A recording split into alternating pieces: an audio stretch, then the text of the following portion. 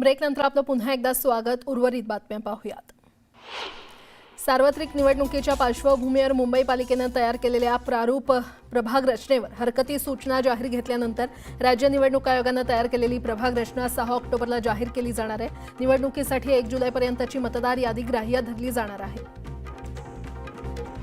मुंबई रुग्णालयांमध्ये महानगरपालिकेच्या आता रुग्णांना परवडणारी जेनेरिक औषधं उपलब्ध होणार आहेत। यासाठी महापालिकेने National Federation of Commerce Procurement Processing and Retailing Cooperative of India Limited यांना रुग्णालय परिसरात औषध दुकानं सुरू करण्याची परवानगी दिली आहे। या दुकानांसाठी आवश्यक जागा महापालिका उपलब्ध करून देणार आहे।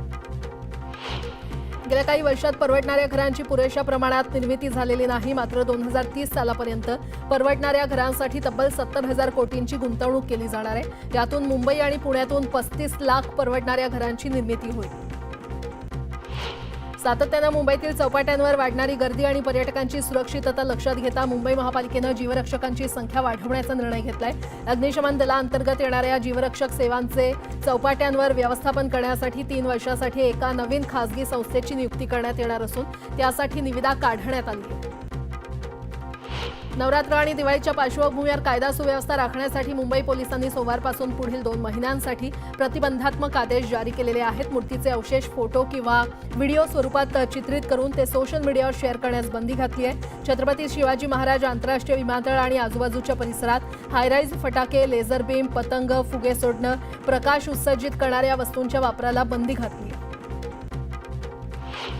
राज्यात विविध ठिकाणी झालेली अतिवृष्टी आणि पूर परिस्थितीमुळे अनेक विद्यार्थी बीएससी नर्सिंग या अभ्यासक्रमाच्या प्रवेश फेरीसाठी नोंदणी करू शकले नाहीत आणि त्या सर्व इच्छुक विद्यार्थ्यांसाठी भारतीय परिचर्या परिषदेनं प्रवेशाची अंतिम तारीख 5 ऑक्टोबरपर्यंत वाढवण्याचा निर्णय घेतला। राज्यातील 2री ते 12वी पर्यंतच्या नवीन विद्यार्थ्यांच्या UDAS प्रणालीमध्ये प्रवेश नोंदीसाठी 17 ऑक्टोबरपर्यंत मुदतवाढ मिळालेली आहे। मात्र 15 सप्टेंबर 2025 रोजी केंद्र सरकारच्या शिक्षण विभागाने मुदतवाढीचे आदेश दिल्यानंतर 29 सप्टेंबरपर्यंत तब्बल 14 दिवसांनी शिक्षण विभागाने ते जाहीर करण्याची वाट का पाहिली असा सवालही शिक्षक आणि मुख्याध्यापकांनी केला आहे।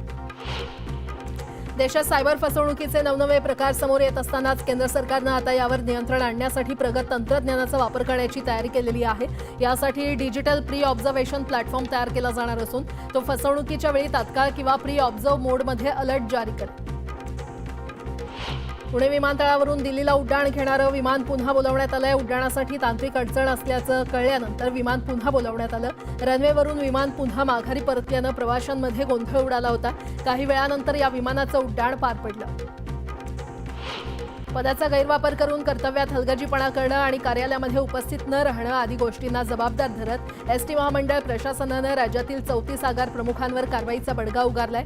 अशा आगार प्रमुखांना कारणे दाखवा नोटीस पाठवून त्यांच्याकडून खुलासा मागवला जाणार आहे।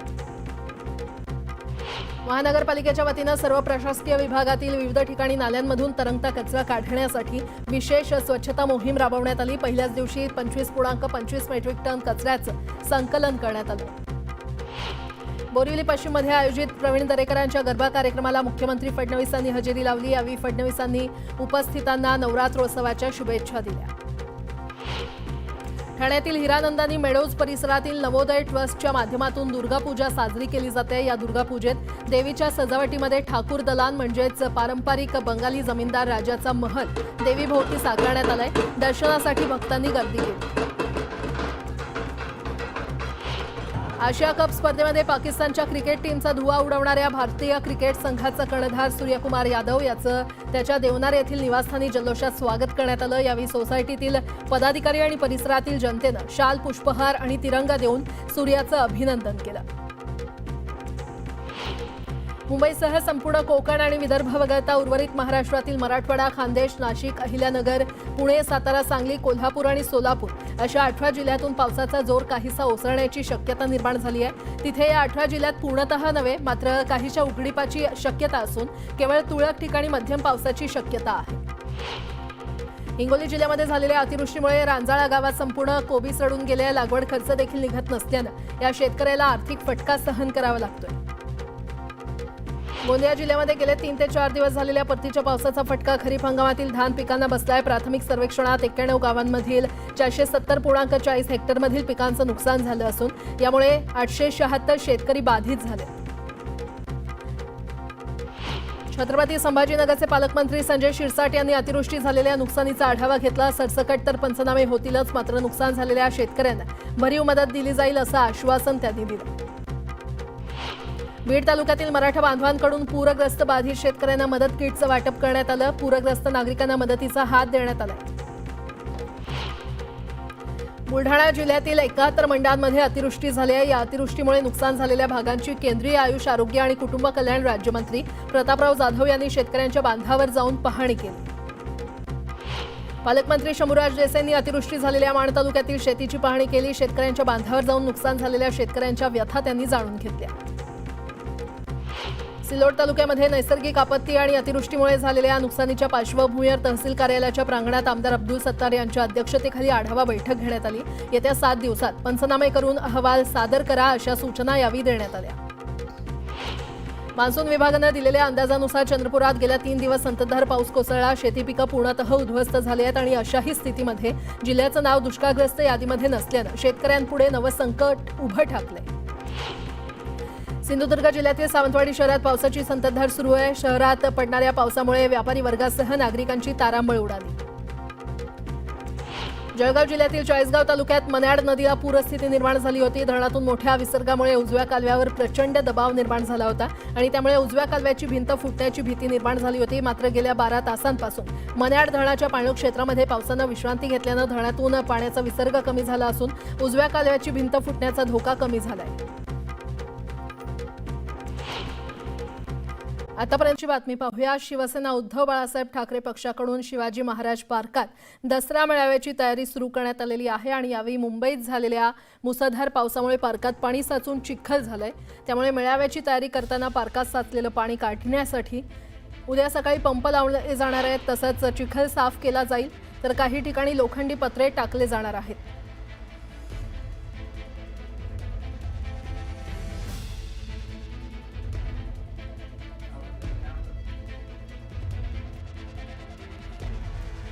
मोठी बातमी आपण पाहतोय। शिवसेना उद्धव बाळासाहेब ठाकरे पक्षाकडून शिवाजी महाराज पार्कात दसरा मेळाव्याची तयारी सुरू करण्यात आलेली आहे। मात्र मुंबईमध्ये झालेल्या मुसळधार पावसामुळे पार्कात पाणी साचून चिखल निर्माण झालंय आणि या संदर्भात अधिक माहिती देत आहेत आमचे प्रतिनिधी सुमित सावंत आपल्यासोबत जोडले गेलेले आहेत। सुमित, सध्या आपण छत्रपती शिवाजी महाराज पार्कमध्येच आहोत आणि थोड्या वेळापूर्वी आपण उद्धव ठाकरेंचं जे भाष्य ऐकलंय की तिथे गेल्या काही दिवसांपासून लोकांचा संसार सगळा चिखलात गेलाय, तर 2 तास आम्ही चिखलात का थांबू शकत नाही आणि त्याच शिवाजी पार्कमध्ये तोच चिखल आपण आता दाखवतोय आणि त्यावर उपाय देखील केले जाणार आहेत। सगळ्यात आधी इथे समोर हा मंच उभारला जातो आणि त्याच्या शेजारी सगळे आता कर्मचारी जमायला सुरुवात झालेले आहेत। 9:30 वाजलेत, आता कामाला सुरुवात होईल कारण आता 55 तास उरलेले आहेत इथल्या दसरा मेळाव्याला आणि तत्पूर्वी सगळी व्यवस्था करायची आहे। गवत छाटणी केली जाते एका बाजूला, तर दुसऱ्या बाजूला समोर असलेला आपण हा चिखल बघतोय कारण 2-3 दिवस मुसळधार पाऊस झाला आणि त्यामुळे छत्रपती शिवाजी महाराज पार्कामध्ये पाणी साचलं। पाणी साचून आता त्यानंतर चिखल तयार झालेला आहे। आता हे चिखल इथून काढण्यासाठी सगळ्यात आधी इथलं पाणी सक्शन पंप लावून पाणी सक केलं जाईल, काढलं जाईल पंपाच्या सहाय्यानं आणि त्यानंतर चिखल असेल त्या चिखलावरती मुरुम टाकलं जाईल आणि काही ठिकाणी पत्रे देखील टाकले जाणार आहेत कारण हा सरळचा सगळा हा पाथ आहे, जिथं हा रस्ता आहे, जिथून म्हणजे महासाहेबांच्या पुतळ्याकडून जो समोर येणारा स्टेजकडे मंचाकडे येणारा जो रस्ता आहे तिथे चिखल आहे आणि त्यामुळे इथलं आधी पाणी काढलं जाईल आणि पाणी काढल्यानंतर तिथे मुरुम टाकली जाणार आहे, दुसरं पत्रे टाकले जातील। शिवाजी पार्कच्या वेगवेगळ्या या छत्रपती शिवाजी महाराज पार्कातल्या वेगवेगळ्या भागामध्ये जमीन स्थिर नाहीये किंवा सरळ नाहीये, रेषेत नाहीये, कुठे खाली कुठे वर, तर ज्या ज्या ठिकाणी जो सखल भाग आहे तिथे हे पाणी साचले अद्यापही आहे। आता 2 दिवस उरलेत, 2 दिवसामध्ये ही सगळी व्यवस्था करायची आहे। चिखल पूर्णपणे इथलं जे सुकवायचं किंवा सुकलं नाही तरी मुरुम टाकून ते सुकवायचं आहे आणि तिथे पत्रे टाकायचे आहेत। या सगळ्या कामाला आता सुरुवात झालेली आहे। थोड्या वेळामध्ये आता इथं पंप लावून पाणी सक केलं जाईल आणि त्यानंतर चिखलामध्ये मुरुम टाकलं जाईल, पत्रे टाकले जातील कारण आता 55 तास उरलेले आहेत फक्त उद्धव ठाकरे यांच्या भाषणाला किंवा दसरा मेळाव्याला। ठीक आहे सुमित, धन्यवाद या संपूर्ण आढाव्यासाठी।